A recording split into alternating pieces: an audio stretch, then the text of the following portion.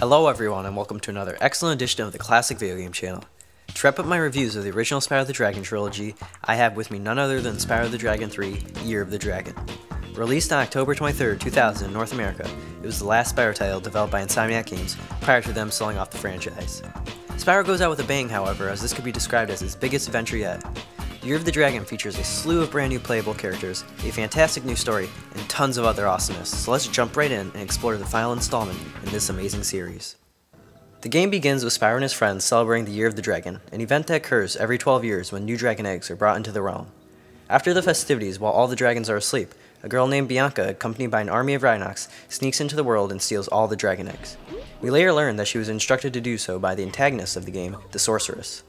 During the egg snatching, however, Bianca wakes up the dragons and manages to make a narrow escape, and is left to Spyro, Sparx, and Hunter to travel to the four worlds to rescue them and ultimately defeat the Sorceress. These four homeworlds are all named after a time of day and a type of geography. The game begins in Sunrise Springs, followed by Midday Gardens. Next comes Evening Lake, and the final homeworld is Midnight Mountain. The setup of these homeworlds is almost identical to Spyro 2, in that they offer a large amount of portals ranging from flight levels to boss battles to the normal stages themselves. In this installment, however, you will notice each homeworld also contains a portal designated for a new playable character. In Sunrise Springs, this portal is for Sheila the Kangaroo. Midday Gardens features a portal for Sergeant Bird, while Evening Lake contains a portal for Bentley the Yeti. Finally, Midnight Mountain features a portal for Agent 9 the Space Monkey. Each of these characters features a special move such as a double jump for Sheila or the ability to fly with Sergeant Bird. Also, all these characters are not only playable and featured throughout many a cutscene, but also help to defeat the bosses featured at the end of each homeworld. Gameplay-wise, Year of the Dragon is very similar to his predecessor. The dragon eggs act almost the same as the orbs did in Ripto's Rage, being collected by either completing levels or side missions and then being used to unlock portals and advance further in the game. Aside from the new aforementioned playable characters though, the newest addition in the gameplay is the ability for Spyro to ride a plethora of vehicles ranging from flying saucers to skateboards. These all control very smoothly and definitely provide some variety to the already enthralling gameplay. I found the skateboarding stages to be particularly fun and very addicting. Year of the Dragon unfortunately also introduces a heavy emphasis on backtracking. You'll find yourself frequently traveling back and forth between different homeworlds and levels with newly unlocked characters just to obtain a single dragon egg or a few gems. Luckily, this doesn't get too annoying and rarely takes away from the gaming experience. A notable neat addition to the gameplay, however, was the inclusion of levels designed specifically for Sparx.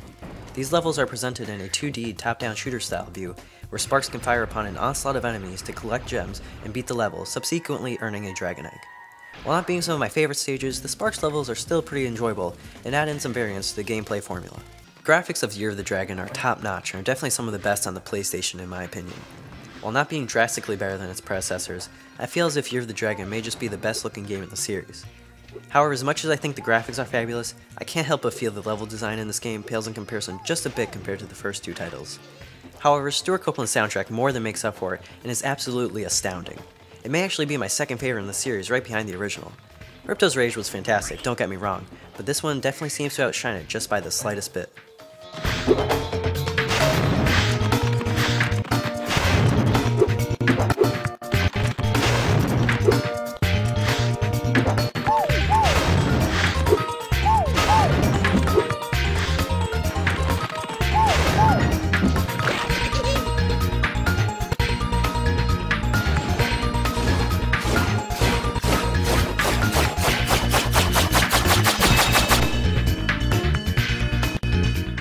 All in all, Spyro 3 Year of the Dragon is an outstanding game and an excellent closing to a phenomenal series. I do have to admit though, that between the large amount of playable characters, the new Sparx levels, and the heavy emphasis on backtracking, the game can tend to feel just a bit loose. It's still an extremely worthwhile platformer that is completely deserving of the Spyro title, but you can tell Insomniac was reaching the end of their rope with this one and pushing every last thing they could out of Spyro. As I've said before, after this game they sold off the rights to the series and haven't developed a Spyro title since. However, I feel lucky that I was able to grow up with these games, and to me, they define nostalgia.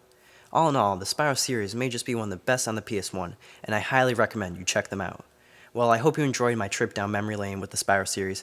I'll see you guys on the next edition of the Classic Video Game Channel.